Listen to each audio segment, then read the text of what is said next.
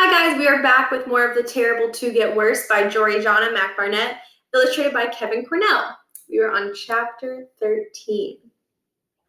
Chapter 13, Yawny Valley Science Letters Academy. It has been 002 school days since our last prank.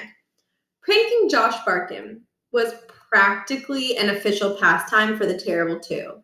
Miles and Niles had it down to an art form, and today's exercise would be particularly elegant. Did you know you can pull a beautiful prank using only items from a sack lunch? It was late autumn. The day was clear and cold.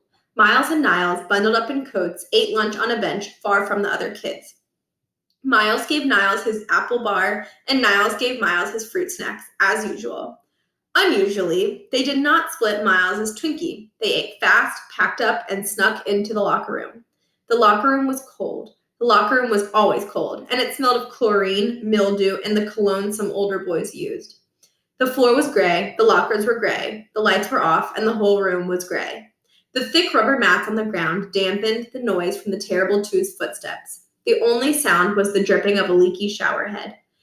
Here was locker number 667, which belonged to Josh Barkin. "All right," said Miles, running his hand against the cool metal. "Open it up." Niles removed an empty soda can from his lunch bag, and Miles handed him a pair of scissors.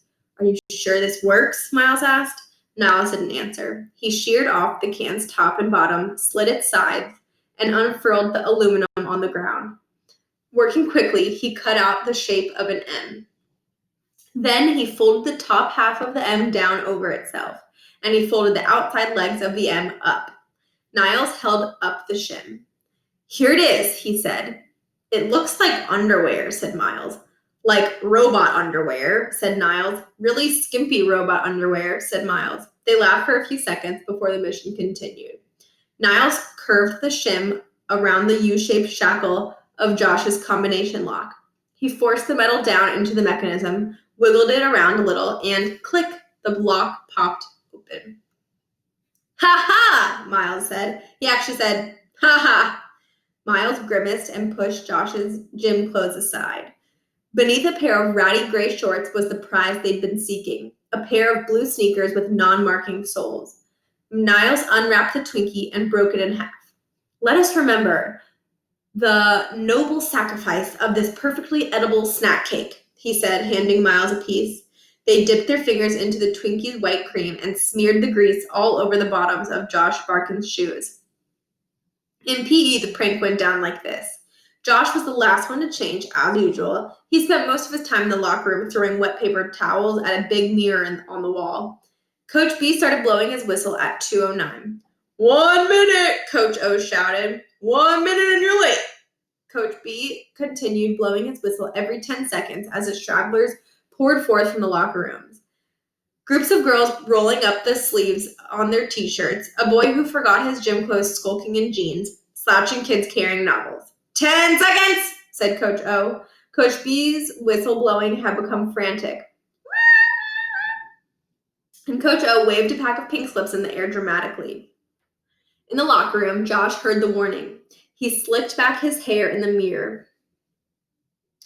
5, said Coach O. 4. Josh liked to cut it close, but he was a Barkin. He had a perfect attendance record to maintain. And so he shook the water off his hands and jogged across the locker room's rubber mat. 3, said Coach O. Josh crossed the trophy room's carpet. 2, said Coach O. Josh Barkin pushed open the big doors, jumped onto the gym's wooden floor, slid 6 feet, flapping his arms like a startled chicken, kicked one leg in the air, and fell over next to the volleyball. Coach B stopped blowing his whistle. Josh turned fuchsia. The kids laughed loudly, and the sound bounced all over the gym. Coach O grinned. "Ladies and gentlemen, Mr. Buster Keaton." Nobody laughed at that joke, but they were still laughing at Josh. "The silent film actor," said Coach O. "He was always falling down. Come on, that's funny. I can't believe none of you know who Buster Keaton is." "I know who he is," said Holly. "That was funny, right?" said Coach O. "It was kind of funny," said Holly. Meanwhile, Josh was on the ground, feeling the soles of his shoes. "They're slippery," he shouted. "My shoes are slippery." If he thought this revelation would make the kids stop laughing, he was wrong. They laughed harder. Josh licked one of his fingers. Cream, he said. Somebody put cream on my shoes. That's disgusting, said Stuart. It's like you just licked your shoe. Shut up, Nimbus, Josh shouted. I've been pranked. Miles and Niles looked at each other and scratched their temples with 2 fingers. It was the way they gave their secret handshake when they wanted to keep it very secret. Josh pointed the finger he just licked at the crowd. Somebody pranked me! Nonsense! A door opened. The laughter stopped. Everyone turned toward the back of the gym. Bertrand Barkin stood there in a dark suit. But silence, Josh, said Principal Barkin. You're embarrassing yourself. I could hear you yowling from halfway across the lawn. His shoes squeaked as he slowly made his way forward. He left a trail of black scuff marks behind. Coach O grimaced. This would mean hours of scrubbing on his hands and knees. Principal Barkin, he said, would you mind taking off your shoes? We just refinished those floors. Bertrand Barkin froze. He stared at Coach O. Did you just ask me to take off my shoes? Yes, sir. We have a strict non-marking sole policy in this gymnasium. Coach Orville, said Principal Barkin. He started walking again and squeaking again, and the scuffs he left behind now were bigger and darker than the ones he'd been making before. Do you really think that a principal would allow himself to be glimpsed at his school in sock feet? There is a power in presentation. He stopped in front of Coach O. An underdressed principal is like a coach without his whistle. Bertrand Barkin gave the whistle around Coach O's neck a sharp tug. The nylon cord snapped. Powerless. The principal placed the whistle in his pocket. Coach O swallowed and looked embarrassed. Now, Josh, said Bertrand, what's all this hullabaloo? Someone pranked me, Josh said. We have to find them. We have to punish them.